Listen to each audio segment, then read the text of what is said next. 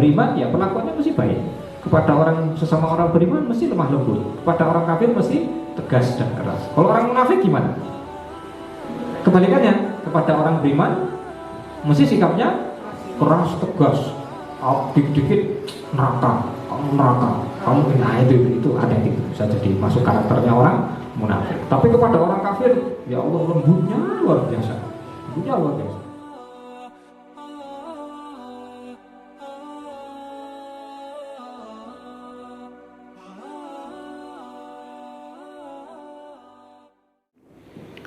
Bismillahirrahmanirrahim. Assalamualaikum warahmatullahi wabarakatuh.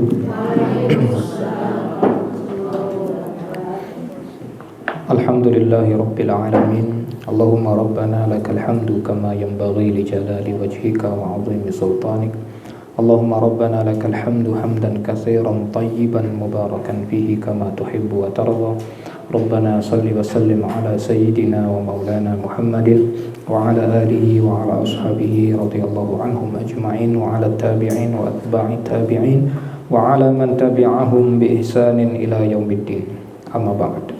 Rabbana la ilaha illa anta subhanaka innana kunna minadh dhalimin. Radina billahi rabba wa bil islami dina wa bi Muhammadin nabiyya wa rasula. Rabbana inna nas'aluka ilman nafi'a wa rizqan tayyiban wa wasi'a wa amalan mutaqabbala. Rabbana taqabbal minna innaka antas samiul alim wa tub alaina innaka antat tawwabur rahim. Allahumma amin. Para ibu dan bapak yang saya muliakan, alhamdulillah pagi ini kita berjumpa kembali di hari yang penuh dengan keberkahan, hari Jumat. Dan mohon maaf sekali saya terlambat, ya, tidak disengaja memang karena kondisi di rumah anak ada yang sedang kurang sehat, jadi tadi agak lumayan sibuk. Kemudian bolak-balik sudah sampai pasar, pulang ke rumah ada yang ketinggalan, balik ke pasar lagi. Ya kalau tidak pengen diomeli oleh ibu negara ya harus bolak-balik. Nah, ketinggalan kacang, tadi suruh belikan kacang malah lupa. Balik lagi. Para ibu yang saya muliakan, para bapak yang juga ikut hadir di bawah, pada pagi hari ini kita akan melanjutkan ngaji kita tentang surat Al-Fatihah terakhir sampai pada ayat yang keempat mungkin ya, Maliki Yaumiddin. Ya, berharap keberkahan dari surat Al-Fatihah ini mari kita baca bersama dulu agar nanti kita lebih mudah dalam memahami dan belajar, juga mudah-mudahan lebih mudah dalam mengamalkan. Kita mulai dengan ta'awud terlebih dahulu seperti biasa. Ta'awudnya sama-sama, mulai dari basmalah, baru nanti mengikuti saya. A'udzu billahi minasy syaithanir rajim. Ya. Bismillahirrahmanirrahim. Silakan diikuti. Bismillahirrahmanirrahim. Alhamdulillahi rabbil alamin. Alhamdulillahi rabbil alamin. Ar-Rahmanir Rahim.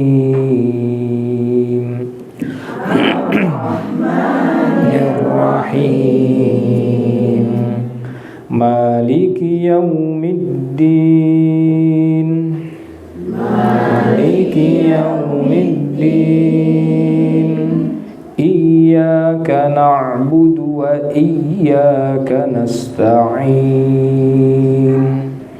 Iyyaka na'budu wa iyyaka nasta'in. Ihdinas siratal mustaqim. Ihdinas siratal mustaqim. Siratal ladzina an'amta 'alaihim. Siratal ladzina an'amta 'alaihim. Ghairil maghdubi 'alaihim waladdallin.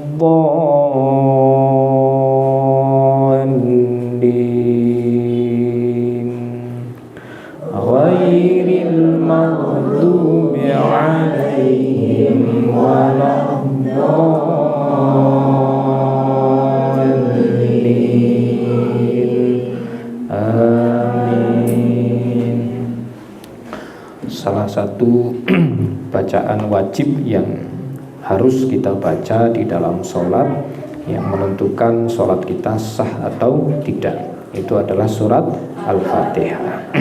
Selain bacaan-bacaan wajib yang lain juga ada di dalam sholat. Juga kita sedang berada di bulan suci Dzulqa'dah ini, mudah-mudahan Allah menambah lagi keberkahan-keberkahan ibadah kita, menambahkan juga pahalanya untuk kita, dan mudah-mudahan dengan kita duduk sebentar di majelis ilmu ini, selain menambah pahala juga menghapuskan dosa dan kesalahan kita.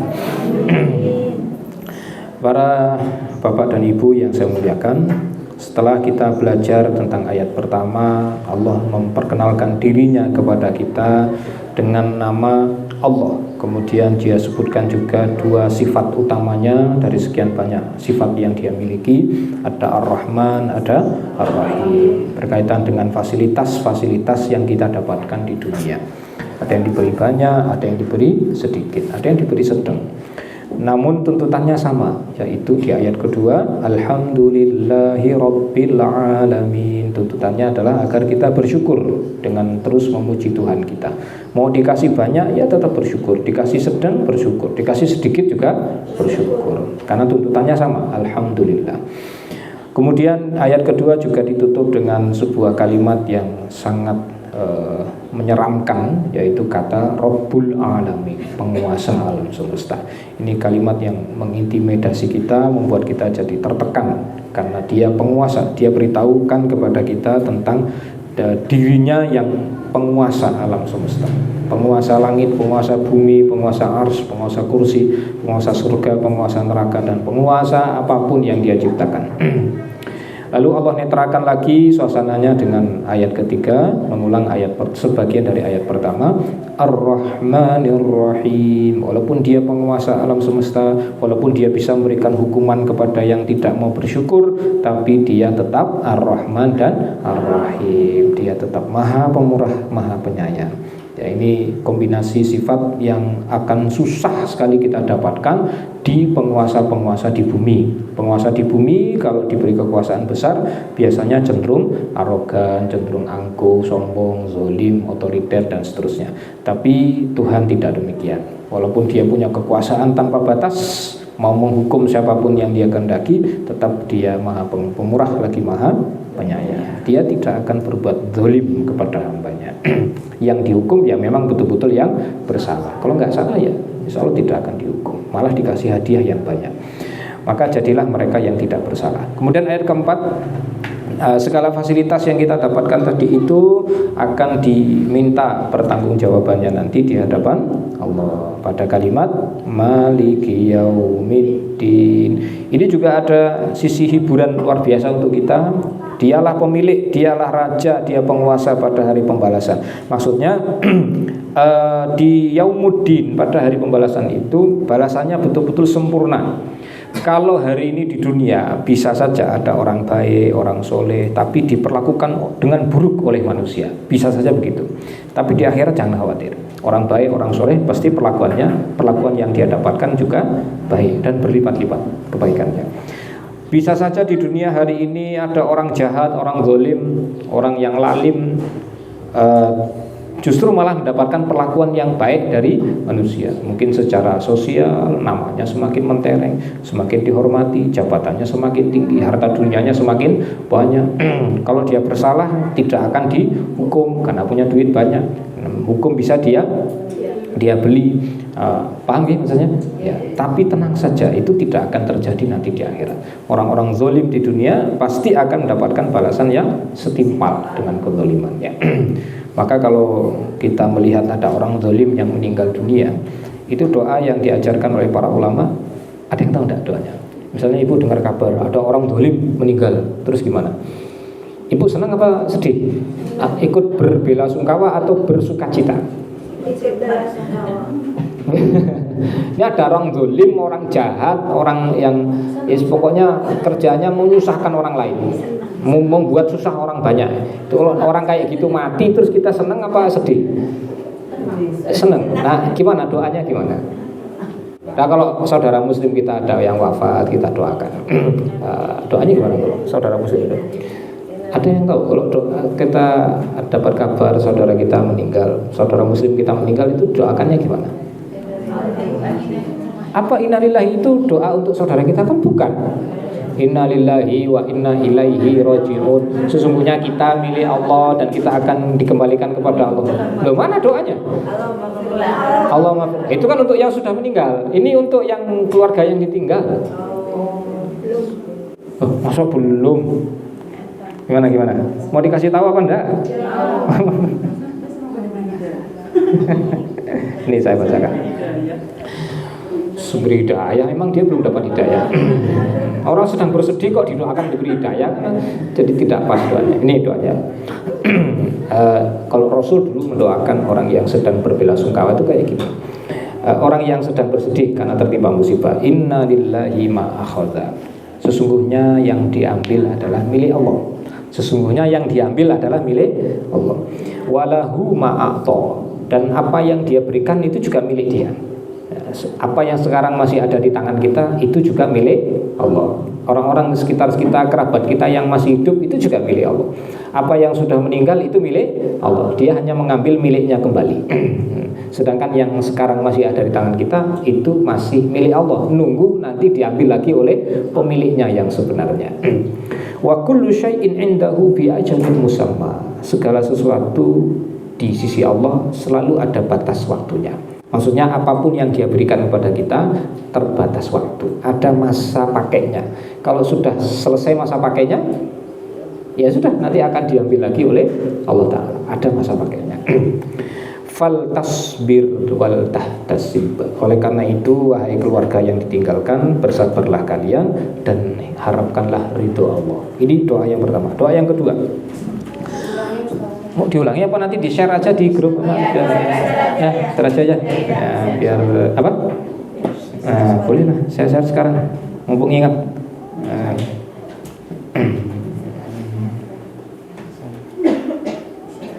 Ya, ini sudah saya share. Nanti tinggal dicek di perangkatnya. A'zamallahu ajroka. Semoga Allah memperbesar pahalamu, wahai keluarga yang ditinggalkan. Wa ahsana azaaka. Semoga Allah menjadikan kesedihanmu ini berubah menjadi kebaikan. Wa ghafara limayyitika. Dan semoga Allah mengampuni keluargamu yang meninggal itu. Ini doanya, Bu.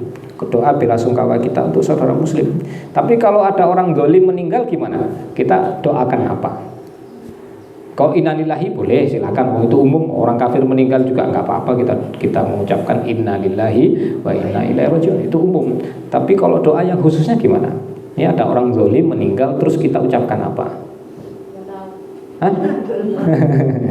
Doanya gini kurang lebihnya. Jazahullahu hasba ma'amila. Jazahullahu hasba ma'amila. Jazahullah, semoga Allah membalas dia hasba, sesuai dengan ma'amila, apa yang dia amalkan di dunia. Jadi tidak didoakan semoga diterima amal solehnya, enggak. Doanya adalah semoga Allah membalas perbuatan dia sesuai dengan keburukan yang dia lakukan di dunia. Jazahullahu hasba ma'amila. Enggak usah lagi, tidak perlu lagi dicaci maki orangnya, karena sudah meninggal dan dia sudah mendapatkan balasan yang setimpal dengan perbuatan dia di dunia. Gitu para ibu, para bapak yang saya muliakan.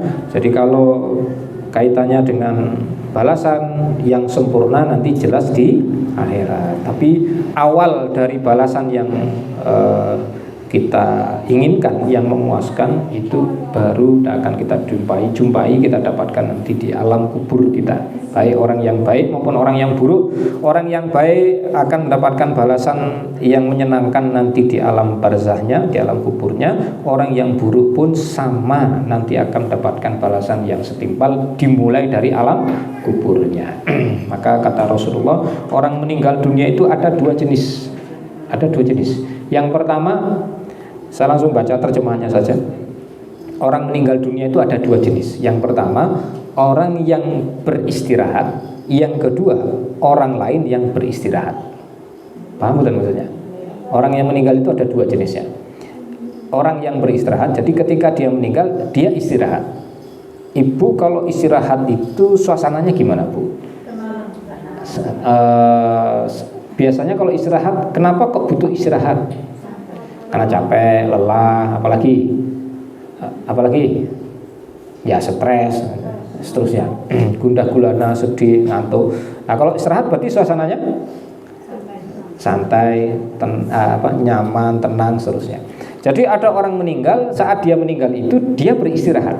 Dari apa? Dari capek lelahnya dunia, dari hal-hal yang menyedihkan, yang mengkhawatirkan, yang membuat dia tertekan, stres selama di dunia. Dia beristirahat. Jadi istirahatnya baru dimulai ketika dia meninggal. Yang kedua, tipe orang ketika dia meninggal, justru orang lain yang hidup yang beristirahat. Bukan dia yang istirahat, tapi orang yang hidup. Kenapa begitu? Karena ini orang dolim, orang jahat. Jadi ketika dia mati, malah orang lain yang merasakan kenyamanan, ketenangan dari gangguan-gangguan dia. Karena ini orang jahat.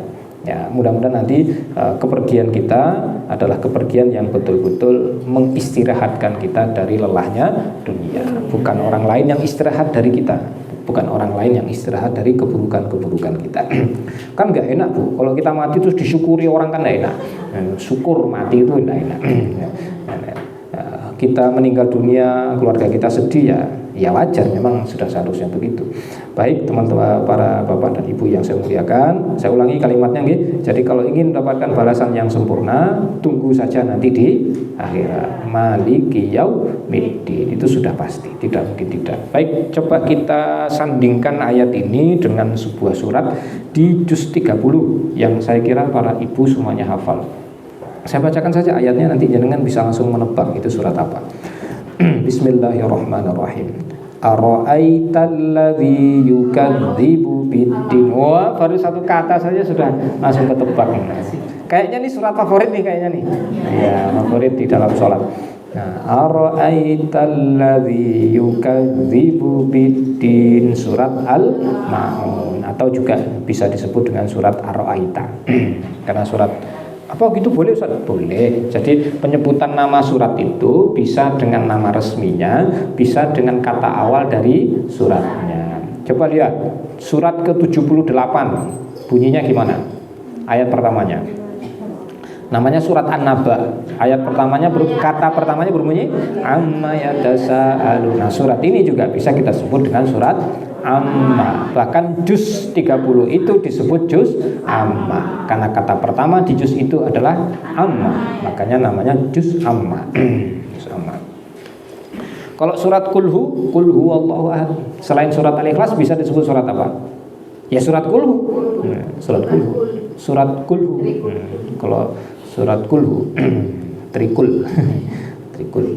Kalau disebut trikul kan kayak nama makanan, Bu, ya. Nama cemilan apa gitu. Baik, kita lanjut.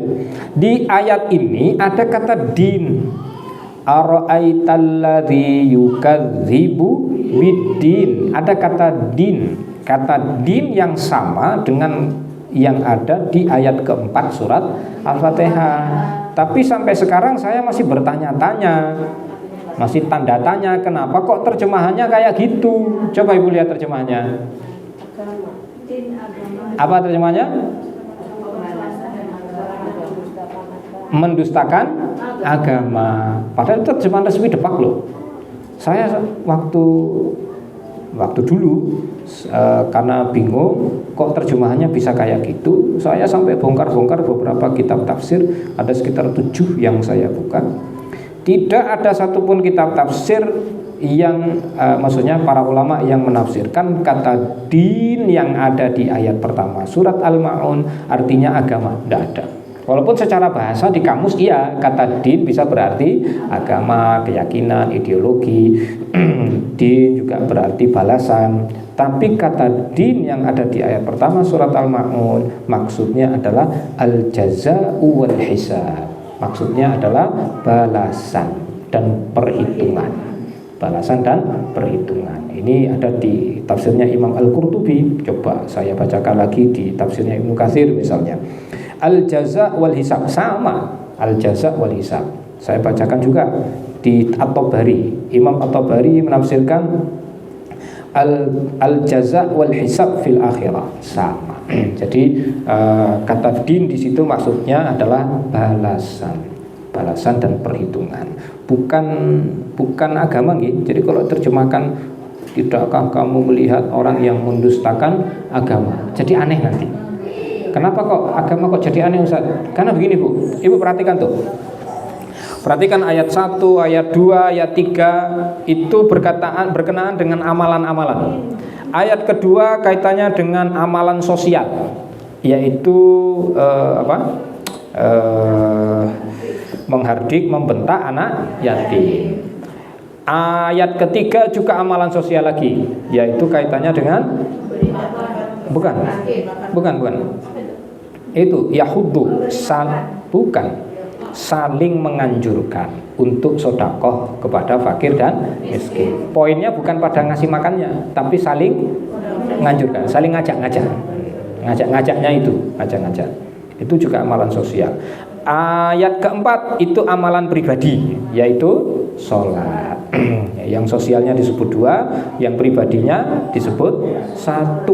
Ayat ketujuh itu amalan sosial lagi, wa yamna'unal ma'un, orang-orang yang lalai dari ma'un, bantuan, maksudnya adalah pinjaman. Minjamkan apa? Kalau di tafsirnya di bahasa ulama tuh, minjamkan kayak sendal, kendaraan, piring, panci, kompor, itu minjamkan gitu. Dipinjamkan. Memang juga ada barang-barang yang nggak bisa dipinjamkan, tapi untuk kebutuhan umum kaum muslimin, kalau ada yang minjem ya dipinjamkan. Kalau tidak mau minjamkan berarti pelit.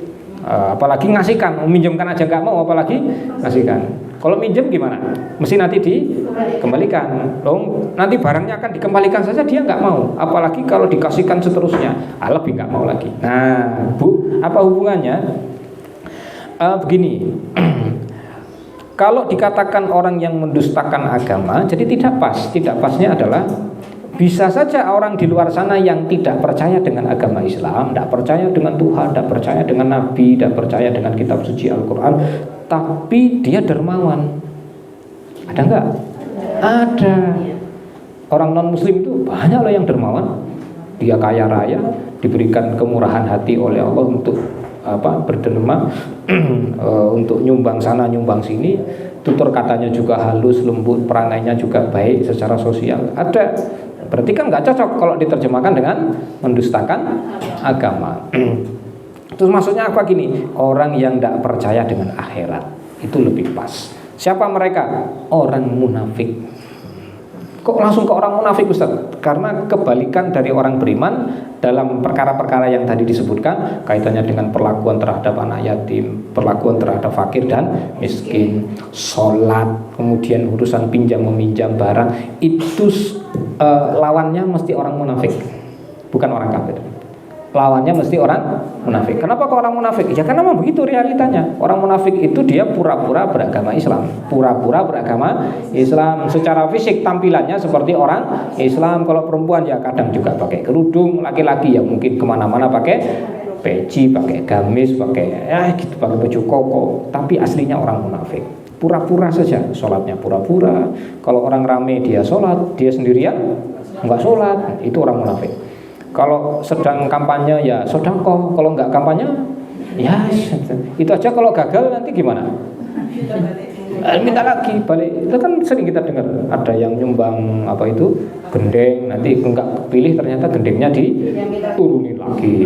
Ada yang nyumbang ini karpet buat masjid, nggak kepilih ternyata karpetnya digulung lagi, dibawa pulang lagi. Sampai ada yang nyumbang aspal untuk jalan, nggak kepilih, aspalnya diklentek lagi. Masya Allah, ini orang luar biasa.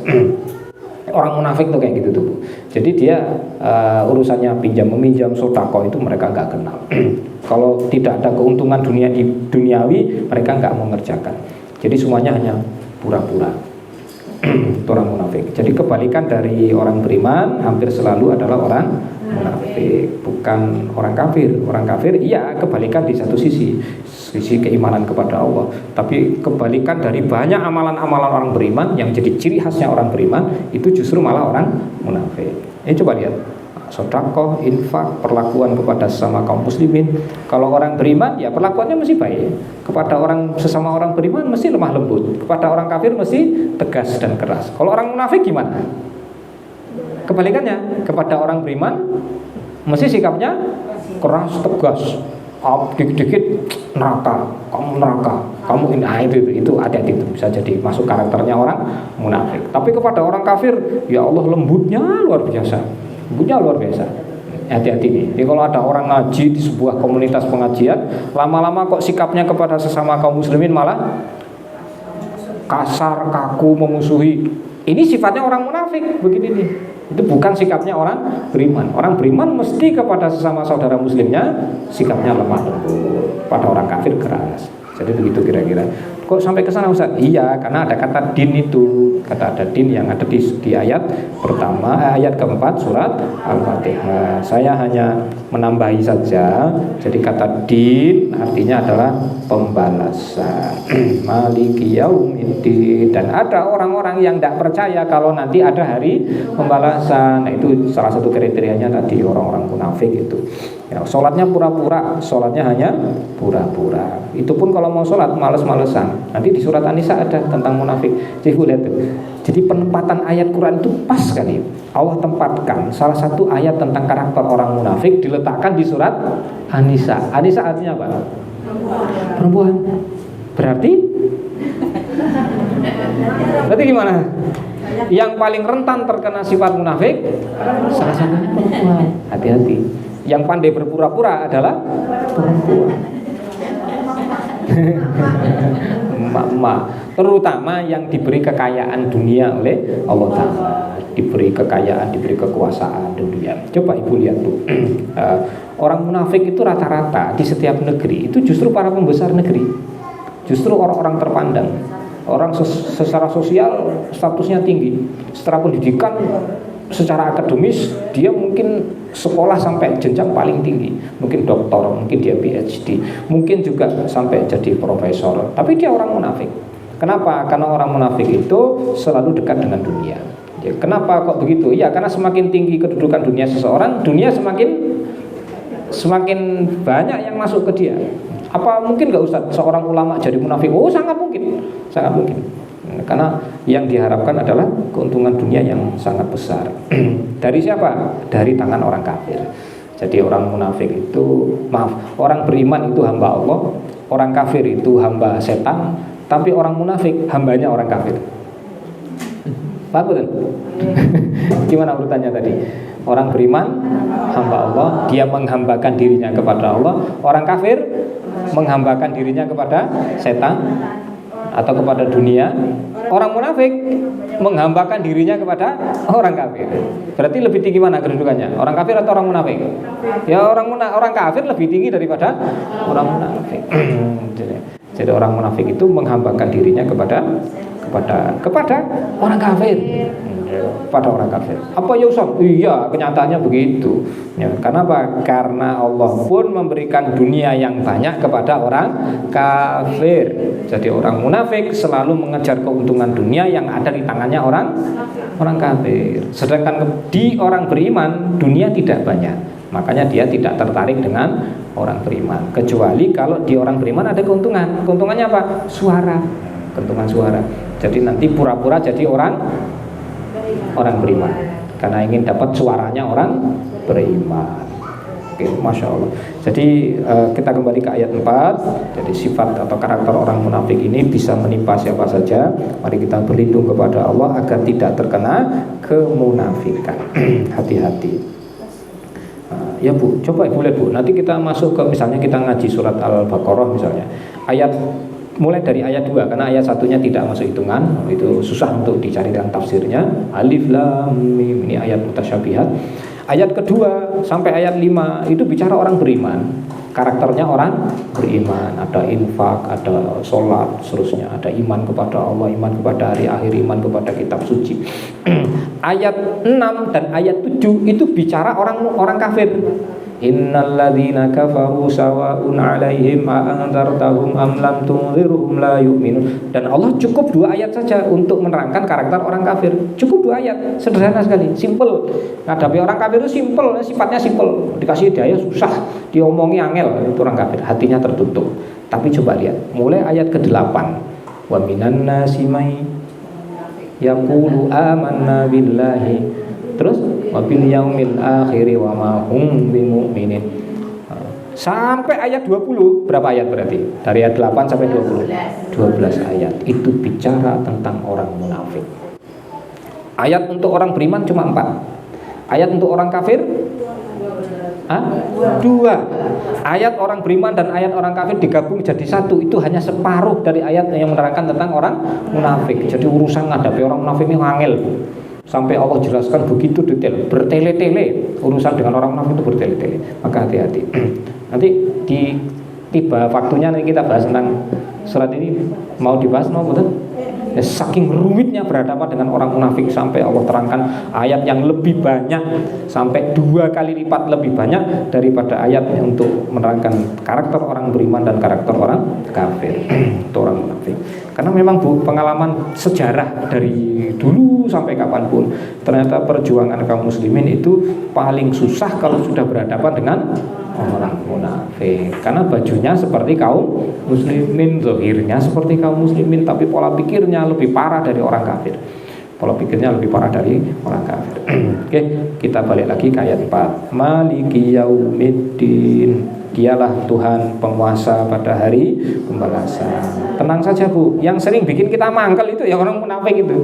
Yang Ibu kalau disuruh milih, mau cari disuruh milih musuh yang terang-terangan atau musuh yang tersembunyi? Yang mending terang-terangan kan? Jelas musuhnya. Nah, kalau yang tersembunyi ini luar biasa nih godaannya dan ujian serta cobaannya berat. Maka musuh yang tersembunyi itu adalah orang munafik. Musuh yang terang-terangan adalah orang kafir. Begitu para ibu. Baik, kita lanjut. Sekarang ayat 5. Nah, jadi intinya ayat keempat adalah siap-siap apapun fasilitas yang Allah sediakan kepada kita pada saat ini di dunia, seperti penutup kajian kita di pekan yang lalu, yaitu kisah Nabi dan 2 sahabatnya diberi makan korma dan minum susu. Nanti itu pun akan dipertanggungjawabkan di akhirat. Sedangkan fasilitas yang kita dapat hari ini jauh lebih banyak daripada sekedar korma dan susu. Maka siap-siap nanti akan ditanya. Makanya saya ulangi lagi pertanyaan kemarin. Mau dikasih pertanyaan yang sedikit atau banyak? Sedikit. Dan Ibu kalau ikut ujian mau dapat pertanyaan banyak apa sedikit? Sedikit. Dan mudah. Berarti hiduplah dalam keadaan miskin dan pastikan sumber hartanya halal. Itu masih pasti nanti pertanyaannya sedikit dan jawabannya juga mudah, gampang. Tapi kalau gitu saya pengen pertanyaannya banyak aja, gak apa-apa. Yang penting gampang dijawab. Nah, gimana caranya? Ya monggo jadilah orang kaya, tapi sumber hartanya harus halal dan digunakan juga untuk hal yang halal. Walaupun nanti dapat pertanyaan banyak, insya Allah tetap mudah dijawab. Lah yang sengsara itu ini Bu, orang yang pertanyaannya sedikit tapi angel Bu. Itu sengsara. Kenapa kok sengsara? Seperti orang jatuh tertimpa tangga. Di dunia dia sudah sengsara, hartanya sedikit. Di akhirat lebih sengsara lagi. Bahasa Jawa ini apa Ustaz? Atau mungkin nggak tahu, tapi saya tahu. Entong bebek, entong meri. Tahu nggak maksudnya? Oh, apa Bu? Habis apa itu? Dagangannya habis, modalnya habis, bangkrut sebangkrut-bangkrutnya. Itu orang sudah di dunia miskin, di akhirat masih disiksa oleh Allah Ta'ala. Sumber hartanya nggak halal, udah miskin nggak halal lagi sumber hartanya, juga isi dengan bermaksiat. Maka ini orang seperti jatuh tertimpa tangganya besi, ditambah keras. Masih mending kan orang kaya di dunia berfoya-foya, bersenang-senang dengan kekayaannya, nanti di akhirat masuk neraka. Masih mending, maksudnya masih mendingnya di mana mendingnya? Iya, ada senangnya di dunia, merasakan hidup senang walaupun cuma sebentar. Ya, begitu para ibu, monggo jenengan pilih sendiri. La ikraha fiddin, tidak ada paksaan. Mau pilih dapat pertanyaan banyak ya silakan, mau pilih dapat pertanyaan sedikit juga silakan. Semuanya pilihan. Mau tetap hidup miskin ya monggo, bertahanlah hidup miskin. Kalau perlu mintalah kepada Allah agar hidupnya miskin. Berani enggak jenengan doa gitu tuh? Loh, Rasul itu loh pernah doa kepada Allah dalam sebuah riwayat. Allahumma ahyini miskinan wa amitni miskinan wa syurni yaumal qiyamata ma'al masakin atau kama qala. Ya Allah hidupkan aku dalam keadaan miskin, matikan aku dalam keadaan miskin, kumpulkan aku nanti di akhirat bersama rombongan orang miskin. Doanya Nabi gitu. Berani gak ibu doa kayak gitu coba? Berarti ibu gak ngikuti sunnah Nabi dong. Oh, kalau kita doanya gimana? Minta apa? Oh, minta kaya mesti minta kaya. Ya kalau jenengan siap jadi orang kaya ya monggo mintalah kekayaan.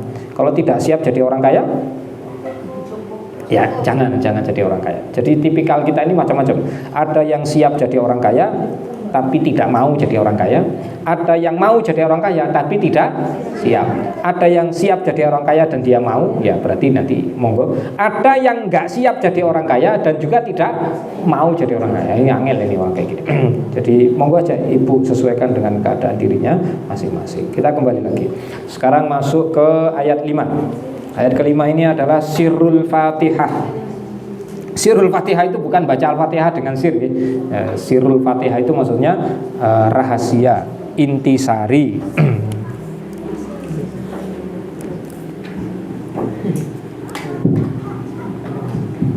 Intisari dari surat Al-Fatihah ada di ayat kelima, yaitu iyyaka na'budu wa iyyaka nasta'in. Ini intisari dari surat Al-Fatihah. Mulai dari kalimat ini nanti ada beberapa tambahan ilmu dari Nabi, dari para ulama yang sangat penting untuk kita ketahui. Sebelum itu kita baca terjemahannya. Iyyaka, untuk cara bacanya ada ulama yang membaca hayyaka, ada yang membaca ayyaka, tapi umumnya dibaca iyyaka. Saran saya pakailah yang umum saja daripada yang tidak umum, malah nanti jadi sesuatu yang aneh. Kalau sudah umum begitu di masyarakat, selama itu bukan pelanggaran syariat, ya silahkan dilanjut aja tradisinya, itu tradisi yang baik. Kalau sesuatu yang sudah umum di masyarakat dan tidak melanggar syariat kok kita ganti, nanti jadi aneh nanti jadinya. Ingat rumusnya, jangan memperbaiki sesuatu yang tidak rusak. Ya kalau nggak rusak jangan didandani, maksudnya gitu. Kalau suatu barang tidak rusak didandani malah jadi rusak. Mungkin apa betul? Iya. Sudah bagus-bagus diberikan sepeda motor, knalpotnya diganti yang kayak apa? Itu merusak nggak? Merusak apa? Merusak telinga, merusak kenyamanan gitu. Jadi dari pabrikan sudah dilakukan penelitian panjang, serius, para insinyur-insinyurnya meneliti dari segala aspek. Oleh konsumen yang nggak tahu ilmunya malah didandani sama dia, malah jadi rusak. Jadi kalau mengganti atau mendandani sesuatu yang tidak rusak malah jadi rusak. Kalau memang barangnya rusak, monggo didandani. Tapi kalau tidak rusak, udah biarkan aja, nggak rusak, tinggal dirawat saja yang tidak rusak itu biar tetap baik terus. Begitu pula dengan agama kita ini. Kalau amalan di masyarakat tidak rusak, jangan diperbaiki. Paham betul? Ini kalimatnya sederhana, tapi aplikasinya masya Allah berat. Kalau di masyarakat sudah umum mengerjakan sesuatu dan itu bukan sebuah kerusakan, jangan didandani, biarin aja. Oh nggak rusak kok. Contohnya apa? Mau saya kasih contoh nggak? Apa? Kunut subuh misalnya. Apa kunut subuh itu sebuah kerusakan? Hah? Apa hukumnya membaca kunut dalam sholat subuh? Ibu pakai mazhab apa sih ibu? Ini beda-beda mazhab, ini beda pendapat. Yang mazhabnya Hanafi kunut subuh tidak boleh.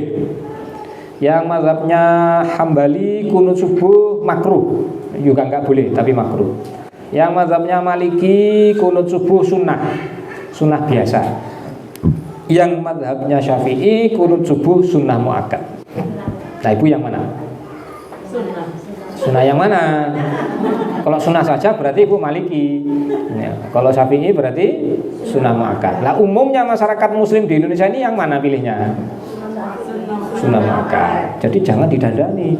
Sholat kunut subuh itu bid'ah. Jangan bahaya. Anda mendandani sesuatu yang tidak rusak. Berarti Anda sedang merusak malah. Jadi orang yang kesana kemari bilang kunut subuh bid'ah segala macam, berarti dia sedang melakukan kerusakan, membuat perusakan. Dan kerusakan massal loh, repot Bu. Ini merusak secara massal. Karena itu satu hal yang tidak rusak, jangan dirusak. Jangan didandani maksud saya. Satu hal yang tidak rusak jangan didandani. Balik lagi tadi. Jadi kata iyaka bisa dibaca ayyaka, bisa dibaca hayyaka, tapi umumnya dibaca iyaka. Seperti Maliki Yaumiddin juga sama. Kalau ini sih lebih ringan, bisa dibaca panjang, bisa dibaca pendek. Yang baca panjang ya Maliki Yaumiddin. Baca pendek? Maliki Yaumiddin. Umumnya di masyarakat panjang. Ya udah. Ikut yang umum saja. Ini gimana ceritanya nih? Bisa. Baik, kami ulangi. Suara saya sampai belakang nggak ya? Tapi di luar ada orang juga. Nah, kalau di luar ada orang ya silakan disuruh masuk. Kata iyaka ini sebenarnya iyaka na'budu. Secara terjemahan, kepadamu ya Allah kami beribadah. Wa iyyaka nasta'in, dan kepadamu ya Allah kami mohon pertolongan atau minta pertolongan. Jadi di kalimat ini ada kombinasi yang unik. Maksud saya peletakan kata ganti yang unik. Iyyaka itu diletakkan di awal, kemudian kata kerjanya baru diletakkan setelahnya. Kata kerjanya na'budu dan nasta'inu, itu kata kerjanya. Bentuk pekerjaannya diletakkan di akhir. Kata ganti orangnya, kata ganti pelakunya diletakkan di awal. Iyyaka, kepadamu ya Allah. Wa iyyaka, kepadamu ya Allah. Baru kita timpali dengan na'budu dan nasta'in. Kepadamu ya Allah kami ibadah, kepadamu ya Allah kami mohon pertolongan. Jadi bukan na'budu iyyaka, bukan nasta'inu iyyaka. Urutan kalimatnya tidak begitu. Walaupun secara grammar bahasa Arab, tata bahasa Arab ya tidak menyalahi aturan juga. Kalau kita misalnya baca na'budu iyyaka, kami beribadah kepadamu ya Allah. Nasta'inu iyyaka, dan kami mohon pertolongan kepadamu. Ya enggak masalah juga. Tapi nilai rasanya kurang bagus. Lebih bagus yang seperti ini. Didahulukan Tuhannya baru kitanya. Karena Tuhan jauh lebih mulia daripada kita. Itu bentuk penghormatan maksimal. Jadi kita dahulukan, ya Allah kepadamu kami ibadah, ya Allah kepadamu kami mohon pertolongan. Coba kalau misalnya anak jenengan ngomong sama ibu, Bu, kalau bukan ke ibu, saya mau minta bantuan ke siapa lagi coba. Itu gimana ya? Nilai rasanya gimana? Hah? Gimana rasanya? Kalau anaknya ngomong gitu, ibunya gimana rasanya? Berbunga-bunga kan ya? Ya. Ibu, kalau yang masak bukan ibu, nggak enak Bu. Gitu. Enak. Halo? Pernah nggak digitukan gitu sama anaknya? Oh iya, kan rasanya jadi wah masya Allah, dunia milik sendiri. Ya. Nah, kita diajari oleh Allah kalau berbicara kepada Allah, kepada Tuhan, dahulukan Allahnya, baru kitanya. Dahulukan Allahnya baru kitanya. Iyyaka, ini bentuk penghormatan maksimal. Kepadamu ya Allah kami ibadah. Jangan terus nyebut diri kita dulu. Kami ibadah kepadamu ya Allah. Berarti kan kaminya dulu, baru Allahnya. Nyambung ya. Jadi kayak gini saja diperhatikan oleh Allah Ta'ala. Cara berbahasa seperti ini saja jadi perhatian Allah Ta'ala. Allah sampai ngajari kita kalau ngomong kepada Allah itu dahulukan Tuhan, baru kemudian diri kita. Jangan nyebut diri kita dulu, nanti terkesan sombong, nanti terkesan arogan. Maka ayat ini yang pertama secara bahasa, secara litersnya, secara tekstualnya ngajari kita untuk merendahkan diri kita kepada Tuhan dan menghilangkan kesombongan kita kepada Allah, terutama dalam urusan ibadah dan urusan minta pertolongan. Yang kedua, di ayat ini Bu, ayat ini ada dua kata, na'budu dan nasta'in. Yang pertama ibadah, yang kedua isti'anah. Ibadah, ya ibadah, isti'anah berarti mohon pertolongan. Kenapa kok tidak cukup ibadah tok? Kenapa ditimpali juga dengan isti'anah? Kenapa Allah tidak menyebutkan kepada kita ibadah saja? Paham nggak maksudnya Bu? Kenapa Allah tidak menyebutkan apa yang kita lakukan kepada dirinya itu ibadah saja? Kenapa kok ditambahi juga dengan minta pertolongan? Ada yang tahu kenapa? Karena kebutuhan hidup kita di dunia ya dua hal itu. Kita ini butuh ibadah dan kita butuh pertolongan. Orang non muslim itu Bu, orang non muslim, orang kafir di luar sana, ya sama, kebutuhannya sama dengan kita. Mereka butuh ibadah, mereka juga butuh pertolongan, butuh pertolongan dari Tuhan. Cuman karena mereka tidak punya ilmu, ibadahnya kepada selain Allah. Karena mereka tidak punya ilmu, minta pertolongannya kepada selain Allah juga. Nah, sedangkan kita ini diajari ibadah hanya kepada Allah, minta pertolongan juga hanya kepada Allah Ta'ala. Itu maksimal. Jadi ibadah itu kebutuhan, pertolongan Tuhan juga kebutuhan. Terus lihat yang ketiga, urutannya. Ibadah didulukan, baru setelah itu minta pertolongan. Kalau kita seringnya yang mana? Minta tolong dulu atau ibadah dulu? Seringnya yang mana? Halo Bu. Nanti di ayat yang lain di surat Al-Baqarah ada ayat begini, wasta'inu bis-sabri was-shalah, mintalah tolong kepada Allah dengan sabar dan puasa. Dengan puasa dan sholat. Sobrun itu maksudnya puasa menurut sebagian pendapat ulama. Jadi suruh ibadah dulu baru minta pertolongan. Suruh suruh ya salah satu wasilah untuk minta pertolongan ya bisa puasa, bisa sedekah, bisa sholat. Suruh ibadah dulu baru minta pertolongan. Kalau kita biasanya gimana Bu ya? Minta dulu baru ibadah. Kan kebalik. Kebalik. Itu kayak bocah Bu. Sana matikan kompor nak. Mana permennya, mana upahnya kan gitu. Jangan begitu. Jadi kita ini orang-orang dewasa, jangan berlaku seperti bocah, jangan seperti anak-anak. Jadi ibadah itu kerjaan orang dewasa, bukan pekerjaan anak-anak. Jadi bersikaplah seperti halnya orang dewasa. Ada perintah ya kerjakan, walaupun nanti ada rinciannya, ada yang wajib, ada yang sunnah. Ada larangan tinggalkan, walaupun juga ada rinciannya, ada yang haram, ada yang makruh. Begitu kira-kira para ibu. Jadi kesimpulannya ayat kelima ini adalah intisari dari surat Al-Fatihah. Menurut sebagian ulama begitu. Kata ulama-ulama di zaman dulu, Al-Fatihatu sirrul Quran. Surat Al-Fatihah adalah intisari dari Al-Quran. Wa sirrul Fatihati hadhil ayah.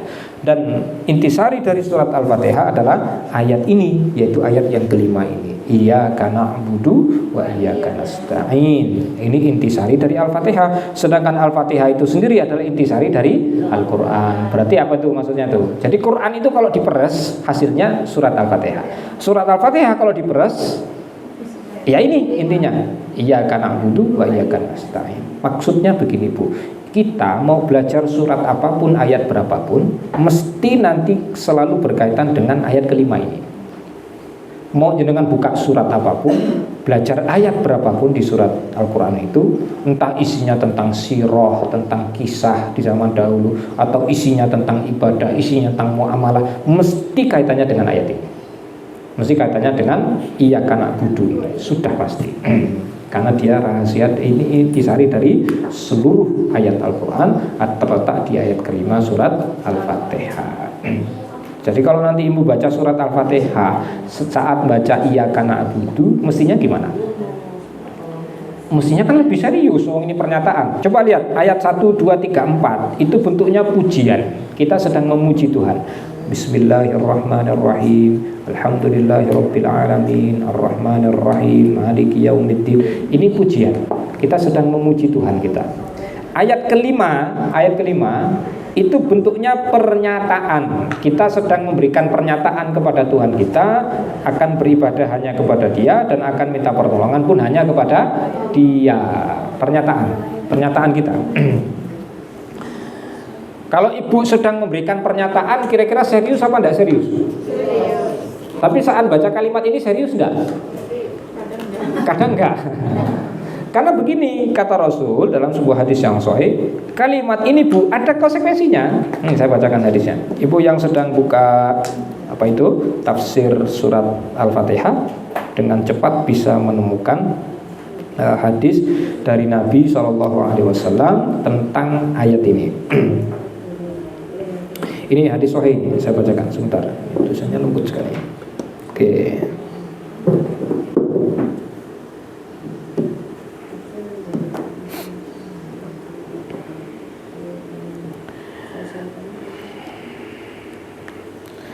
Dalam kitab Sahih Muslim ada hadis dari Rasulullah, nanti dari sahabat Abu Hurairah, an Rasulillah sallallahu alaihi wasallam, dari Rasulullah sallallahu alaihi wasallam, yaqulullahu taala. Ini hadis qudsi. Hadis qudsi apa? Hadis qudsi? Hadis qudsi apa? Hadis apa? Hadis yang hadis yang di dalamnya terdapat firman Allah, yang firman itu tidak ada di dalam Al-Quran. Itu hadis qudsi. Yaqulullahu ta'ala, Allah ta'ala berfirman. Sebentar, sudah jam berapa Ustaz? Ini 9:33. Gak apa-apa nih, nambah sedikit ya, maksimal 7 menit lagi. Ya anggap aja sebagai hukuman lah, hukuman tambahan tadi mulainya telat. Jangan Bu. Kita lanjut dulu. Allah Ta'ala berfirman. Ini firman Allah dalam hadis yang tidak ada di dalam ayat. Qasamtus salata baini wa baina abdi nisfain, kata Allah. Aku membagi solat. Solat di sini secara spesifik maksudnya surat Al-Fatihah. Makanya surat Al-Fatihah juga disebut dengan surat solat. Surat solat, karena satu-satunya surat yang wajib dibaca ketika solat hanyalah surat Al-Fatihah. Allah membagi surat Al-Fatihah jadi 2 bagian. Fanisfuhali, sebagiannya untukku, wanisfuhali abdi, dan sebagian yang lain untuk hambaku. Coba lihat, yang untuk Allah yang mana? Wali abdi ma sa'ala, dan untuk hambaku dia mendapatkan apa yang dia minta. Nih, kita lihat. Idza qala al-'abdu, jika seorang hamba berkata alhamdulillahi rabbil alamin, Allah akan menjawab qala hamadani abdi, hambaku sedang memujiku. Kami ulangi. Kalau seorang hamba mengucapkan hamdalah, Allah akan menjawab hamadani abdi, hambaku memujiku. Ar-Rahmanir Rahim, ketika hamba mengucapkan kalimat ini, Allah menjawab asna alayya abdi, hambaku menyanjungku. Fa idza qala, apabila hamba berkata maliki yaumiddin, Allah akan menimpali dengan jawaban majadani abdi, hambaku mengagungkanku. Wa idza qala, ketika hamba berkata iyyaka na'budu wa iyyaka nasta'in, Allah akan berkata, menjawab hadza baini wa baina abdi, ini perjanjian antara aku dengan hambaku. Wali abdi masa'ala, dan untuk hambaku apa yang dia minta, Allah akan kabulkan apa yang dia minta. Jadi untuk Allah ada 4. Kalau di sini sih secara tekstual ada 3 di dalam hadis, tapi totalnya 4, yaitu ayat pertama, kedua, ketiga, dan keempat. Itu pujian kita kepada Allah, dan setiap kali kita melafalkan itu Allah menjawab. Allah menjawab. Di saat kita mengucapkan iyyaka na'budu, Allah juga menjawab. Ini perjanjian antara Allah dengan kita. Apa perjanjiannya? Tadi Allah sudah mengatakan, kalau kita memuji Allah, beribadah hanya kepada Allah, Allah akan menunaikan tugas dia sebagai Tuhan, yaitu memberikan apa yang kita minta. Wali abdi masa'ala. Tapi ada keseimbangan, kewajiban kita ibadah kita tunaikan dulu, baru nanti hak kita sebagai hamba akan diberikan. Nah, terus apa yang kita minta berikutnya adalah ihdinas siratal mustaqim. Nanti akan kita bahas kalau sudah masuk ke ayat itu. Ditutup dengan kalimat Allah di akhir, hadza li abdi wa li abdi ma sa'ala. Ini yang diminta oleh hambaku dan aku akan berikan apa yang dia minta itu. Baik. Saya ulang-ulang lagi Bu. Jadi ini dialog antara kita dengan Allah. Jadi sebenarnya ketika kita baca Al-Fatihah, kita sedang berdialog. Kita sedang berdialog, terutama di saat sholat. Kita sedang berdialog. Cuman ya kita nggak dengar saja Tuhan membalas ucapan kita. Kita juga nggak lihat Tuhan seperti apa. Tapi sebenarnya Dia sedang menjawab. Tapi juga terus jangan disamakan Tuhan dengan makhluk. Paham ya? Dulu pernah saya sampaikan ya. Jadi ada seorang imam di salah satu masjid di Purwokerto. Itu kalau baca Al-Fatihah, antara satu ayat dengan ayat berikutnya jedanya lama. Kalau beliau baca Al-Fatihah itu tidak pakai basmalah. Maksudnya basmalahnya nggak dikeraskan. Bacanya langsung dari hamdalah. Alhamdulillahirabbil alamin. Ar-Rahmanir-Rahim. Itu di dalam sholat. Coba ibu kalau jadi makmumnya pertama kali mesti bingung. Ini jadi lupa apa, ngantuk apa gimana gitu. Ada. Terus nanti ayat ketiga sampai ayat terakhir itu jedanya lama sekali. Jedanya lama. Nah setelah selesai sholat saya tanya, Pak Imam, tadi kok jedanya lama banget itu? Kenapa nggih? Ilmunya bagaimana? Coba saya diajarkan biar saya juga dapat ilmunya. Terus beliau sampaikan, begini Mas, waktu itu umur saya masih 23 tahun. Ketemu beliau itu umur saya 23 tahun. Berarti sekitar berapa tahun ya? Sekitar 2000. Wah, emang ibu tahu umur saya sekarang? Nah, itu sekitar 2008.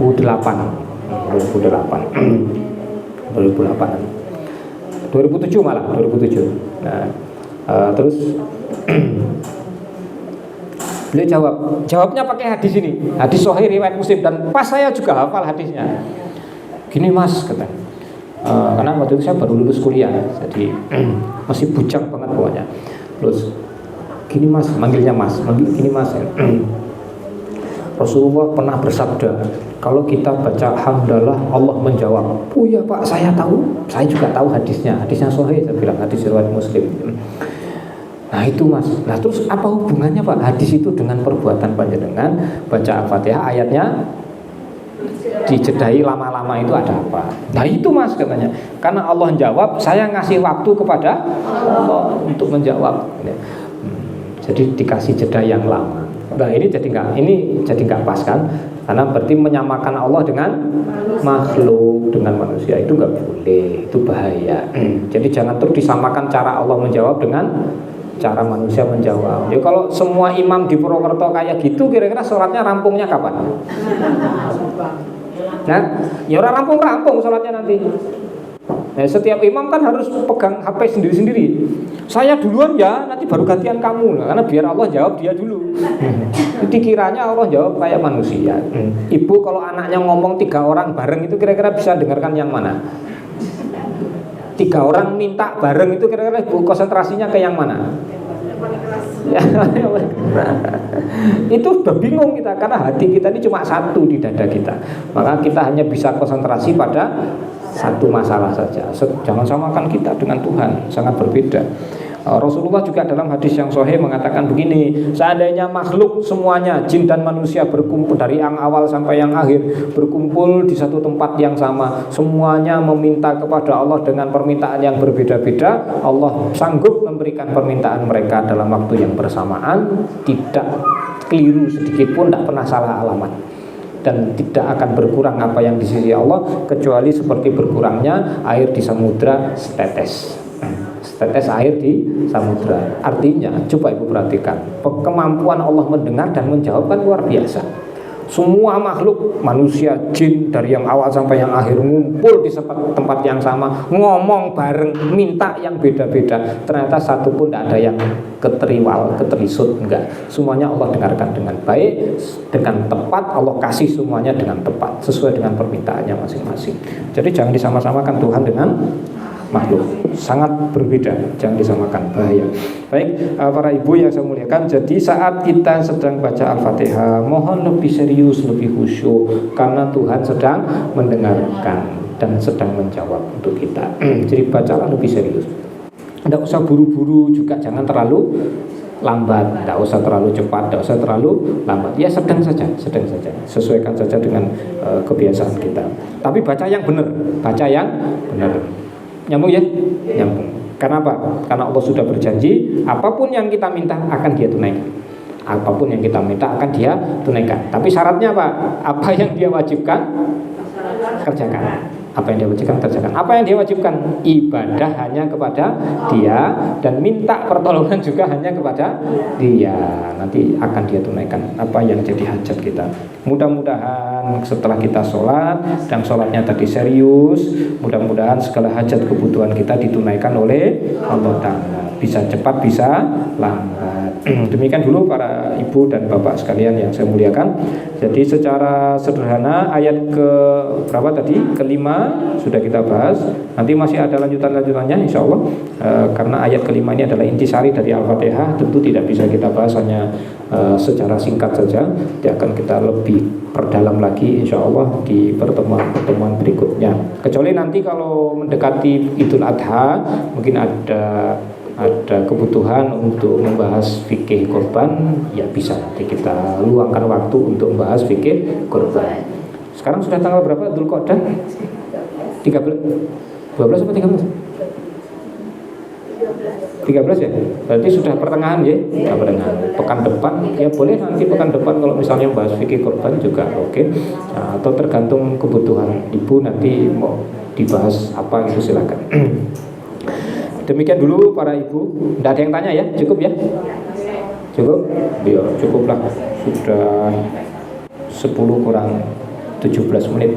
Kekurangan kesalahan dari saya pribadi mohon dimaafkan. Kebenaran jelas dari Allah Ta'ala. Mudah-mudahan Allah berkahi ilmu yang kita dapatkan di pagi hari ini, di hari yang penuh barokah ini, dan di tempat yang juga semoga diberkahi Allah ini. Dan semoga ilmu yang barokah itu menghasilkan amal soleh yang baik, kemudian kita bisa istiqomah dalam amal soleh kita. Allahumma amin.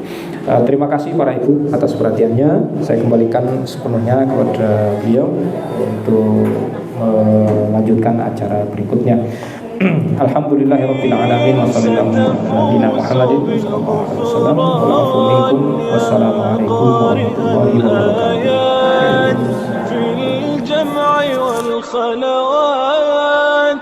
تزهو بك السماوات وتنتشي الأكوان يا حامل القرآن يا حامل القرآن يا حامل القرآن